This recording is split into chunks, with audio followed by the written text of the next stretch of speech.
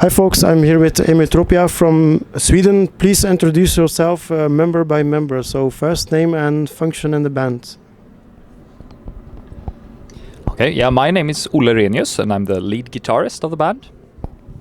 Yeah, I'm Liam Strand and I'm basically a lot of things. Like I do the keyboards, I am the main songwriter and male vocalist basically. And I am Lisa Wallenberg. I am the singer and the lyricist of the band. You're currently on tour with Visions of Atlantis and Secret Roof from Italy. Can you give some feedback of the tour so far? You have 2 more dates to go. So what are the impressions of the days that had passed by, and what are your expectations of the days to come? Well, so far it's been quite an amazing experience, I would say. It's the first time we are on tour, and we think the other bands have been great, and most of the venues have been amazing as well. Like we have a good backstage, we can shower, and we get good food and everything. So like we had a good time, and we will just hope it will continue like this for the last 2 shows as well. Yeah. Someone has to add, Lisa?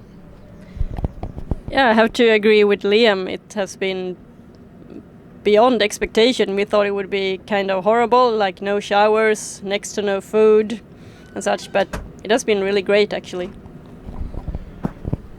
For people who don't know you, I listened to your album. I'm really amazed. It surprised me a lot. I say I'm gonna listen a few times, and then I listened 4 times.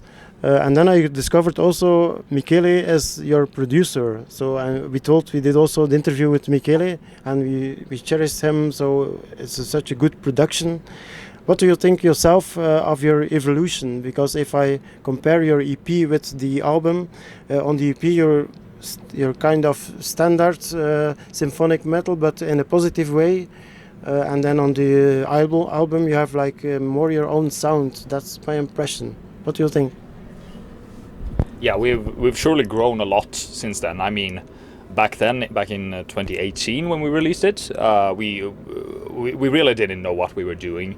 We had just written the songs and we were kind of finding our way back then, which is of course why we decided to redo those songs that were on the EP for the new album, because we felt like, okay, these songs have more to give than what we were able to do back then. Like we know a lot more where we want to go and how we want it to sound, and we were just more skilled musicians overall, I suppose. We're really happy with the evolution that we've been having from that time. Well, for me, I would say you sound like symphonic metal, but with lots of power, lots of heavy metal too, and for sure also like progressive metal. For comparing with bands, I would say also Wisdom from Paris, you know them? Yeah. And like for you, Lisa, I would say like Anneke, also like After Forever. I hear these influences. Maybe it's not the intention, but that was what I heard. What do you think? Well, it feels amazing to even be mentioned in the same sentence as her. I mean, I can't say I haven't been influenced because I listened to After Forever and all the Epica, Nightwish, all those big bands, but I really try to not compare myself so much, even though it's kind of hard, but rather finding my own voice and my own sound and be happy with that. Maybe Frederick wants to ask a question too. Of course, I'm always curious. So I was curious how the album was produced by Michele. Did you release it yourself? Did you have offers from record labels? And what's your vision on how the band will work, let's say, besides the musical aspect? I don't know who wants to answer. Yeah, first to clarify, it was actually Olle and I who produced the album, and Meek stood for the mix and mastering. But for long term, we released the album independently. Like, we had an offer from a record label, but they didn't seem quite serious. They said, well, you should pay us 2,000 euros. And we were like, so you just do promotion for that money? Or why shouldn't we go to a promotion label? And they stopped answering. And then we were like, okay, we want to do this by ourselves, see how far we can go by working independently. But for the future, like, if a good offer comes from a serious label, then we will definitely consider it, because like labels have such networks that you can't really get unless you're there at the label. And we've been talking with the other bands here today about what are their experiences of being in a label, what does it look like, what does it function. We think that hopefully in the future we can get a good offer and do something with it. But if we don't get an offer, we will never accept a bad offer. Then we can just do it our way instead and have the freedom. I think that's a very wise decision, because there are more bands that act this way, and after a while, if they have the experience, then they get a nice offer, like you say, and choose for a record label. Okay, do you see yourselves evolving in the future, or do you have a long-term plan with the band? What about that? Who wants to answer? I can do it. Yeah, of course we have some plans. We're not exactly sure on the details yet. We're still kind of riding the wave of Equinox, of course. Like it released just a few months ago, and we plan to support that release for some time still. But eventually we'll move on to new projects, and we already have some ideas where we want to go, and maybe which direction we want to evolve into. Like we've been thinking of at least considering doing some more, I guess, mainstream sounds. Like the Equinox is pretty progressive still. It might be missing the radio hit, you know. So we've been at least considering, maybe we should try that and see how that turns out. What would an Emetropia radio hit sound like? We're not sure, because we haven't done it yet, and that's definitely something we're interested in exploring. Like, can we make something worthwhile with that? Yeah. But without losing ourselves. Yes, of course. Yeah. We don't want to lose ourselves and our own sound, you know, just because we're trying to maybe be a bit more mainstream. But we'll see in the future how it goes. Yeah. About the band, so your band name is not that easy, but kind of catchy too, and it makes me think about fantasy art and fantasy things. Is this also part of the concept? Because I read your description on YouTube about the explanation of the album. Maybe you can tell yourself better than me something about this. Something about Emetropia, what it means, and where we got the band name. Yeah, so Emetropia is basically a word for a state where you have perfect vision. Basically. Yes. And we looked in a dictionary because we needed to find a band name, and we thought, Emetropia, that sounds cool, and it has a pretty cool meaning. But it had two M's, so we took away one M because it looks bad with two M's. But we also thought, like, well, if we are Emetropia and we have perfect vision, then it perhaps it's like we can see different stories out there in the universe, and that is what Emetropia is telling. Was an idea. It is nothing official or anything, but it's a fun anecdote about the name. Anyone want to add something? Yeah, I mean, in the end, it basically came down to that we thought it sounded cool. It wasn't like, okay, we need to find something on a specific theme, and this is what came up. It was kind of more like the other way around.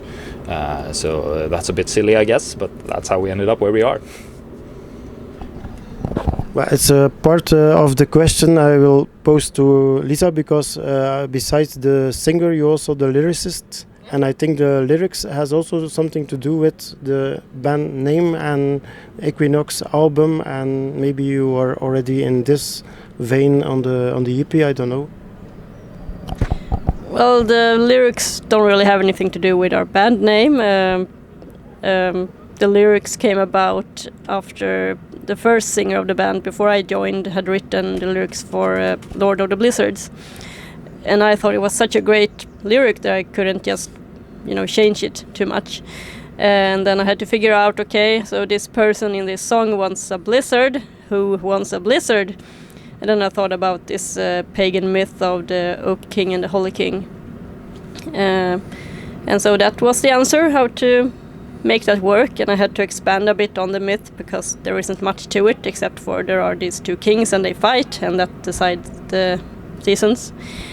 But yeah, it became a pretty good fantasy story, I think, in the end. So about yourself, the three of you, I read on the Metal Encyclopedia you were in bands before. Maybe if they're important, maybe you can mention them, because I saw, like, for you, Lisa, like a Doom Dead band. It sounded quite interesting. You weren't before. Maybe you guys were also in some other bands. I read about it. Maybe you can better explain yourself. Yeah, the Doom kind of band is called Astolat, and I was in a band with the members before they became Astolat, and so I got to be a guest on some of their songs. So that's some experience that I have. And then me and Jonathan, the rhythm guitarist in the band, was also in a band before Emetropia, which was more medieval themed. I don't want to mention the name because I don't think it was very good, but yes, that's how it is. And you guys? Yeah, first of all, a bit of a funny story. I actually heard Astolat before we met you, which is really interesting. So when we were looking for a new singer, and we were searching on the internet and whatever, and you wrote to us and sent us some examples of your voice, I'm like, I think I recognize this. And then it turned out that you were singing in Astolat, and I owned a CD of theirs. So that was pretty cool. Yeah, but previous bands, I haven't really been in bands other than this. Well, that depends on how you look at it, really. I started a band like in high school back in 2011, which was called Grayscale. It was just like a regular metal cover band, essentially. And that eventually evolved into Emetropia. Like, none of the original members are left except for me. And when Liam and Lisa joined in 2016, 2017, that's when we kind of decided that, okay, no, this is a new direction. This feels like a completely different band. So that's when we decided to change the name into Emetropia. So in a way, from my perspective, it's always been the same band, although it's very different from what it was back then. So yeah. Yeah, and I had a high school metal band called Never Forget. You can find it on YouTube if you want. Not super high quality, but it was like, we did that for 3 years in high school, and I mean, you got out and play live and record your own music, write your own music. There I was the vocalist and lead guitarist and wrote the song. So I had some experience then of all those shenanigans when I joined what came to be Emetropia. But right now I also have another band called Radio Himlen, which is a Swedish synth-pop duo where I am the vocalist and songwriter, basically. And then I got a few other upcoming projects as well, because I write way too much different music that can't be in the same band. That's really interesting, because I also have a very broad taste in music, and that was going to be one of my questions. So what kind of genres are you interested in, and what has influenced you in the past, and what is inspiring you right now? Who wants to answer that, or who wants to begin with this? I guess I can begin. Yes. Well, one type of metal that I absolutely love and would love to do somehow someday is black metal. Though that is a problem that I can't growl, and not a lot of black metal bands want, clean vocals. So I don't know if that's ever gonna happen, but hopefully one day. And also I very much love different kind of electronic music, like synth pop, agrotech, EBM and such. So I'm definitely open to maybe doing something like that in the future. But right now I don't really have time for much else than Emetropia. You want to add something? Yeah, I guess I can. I'm really into progressive metal. That's kind of my thing. I guess in a way that's where at least part of the progressiveness of Emetropia comes from. At least when we started out, I usually would tell you, Liam, that like, can't we add a funnier time signature here and stuff like that to make things a bit, I don't know, funny, silly, or such things. So many times those things came from my interest in progressive metal, I suppose. So yeah, that's my cup of tea, I guess. Yeah. Do you want to add something about everything that you listen to? Yeah, I listened. I mean, as I write the songs from Emetropia, it can be interesting to know what I listen to. Yeah. but I'm mainly power metal when it comes to metal, but also melodic death metal and folk metal and that kind of stuff. But I'm super wide, so I can listen to like synth pop or rock or just pop, or basically anything that, as long as it has a good melody, I would probably like it. So I don't like hardcore or punk or rap and that kind of stuff, because there aren't enough melodies there to satisfy me. Okay. So there are gonna be 2 more questions, but we take a short break. Come after the break. Thank you.